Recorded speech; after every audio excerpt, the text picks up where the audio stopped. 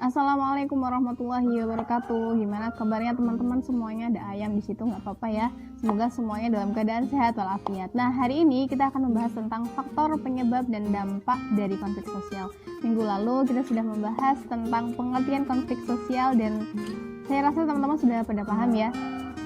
Nah, jadi hari ini kita akan membahas tentang dampak dan penyebab dan dampak dari konflik sosial. Nah, untuk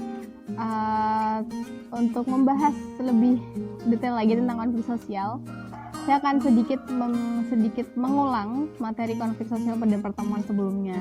Konflik sosial adalah suatu gejala yang akan selalu ada dalam kehidupan kita. Secara nggak sadar maupun secara sadar, kita tuh juga pernah terlibat dalam sebuah konflik sosial, baik konflik dengan diri sendiri, konflik dengan orang lain, ataupun konflik dengan kelompok orang lain.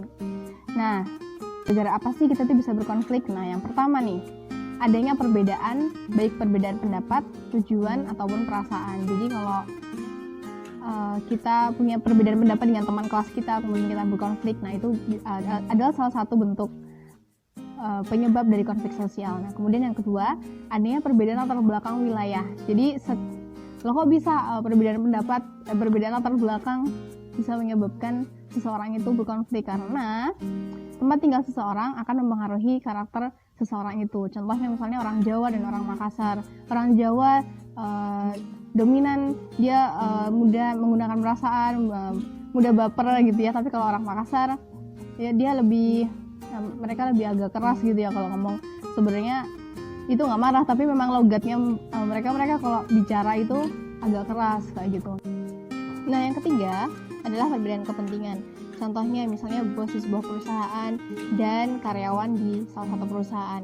Karena COVID-19 ini banyak pemimpin ya, banyak bos yang kemudian mem-PHK karyawannya. Nah, itu kenapa? Karena ada yang perbedaan kepentingan. Padahal karyawannya juga membutuhkan pekerjaan untuk menafkahi keluarganya. Nah, sedangkan bos dari perusahaan tersebut kebingungan karena ekonominya sedang turun, karena pendapatan perusahaannya sedang turun, sehingga mau nggak mau terpaksa harus mem-PHK beberapa karyawannya. Nah, ini kemudian menyebabkan sebuah konflik sosial antara bos perusahaan dengan karyawannya. Sempat ya kita tahu ada demo besar-besaran, demo buruh di jalan gitu ya, untuk menyuarakan bahwa mereka tidak ingin di-PHK karena untuk menafkahi keluarganya dalam keadaan pandemi seperti ini.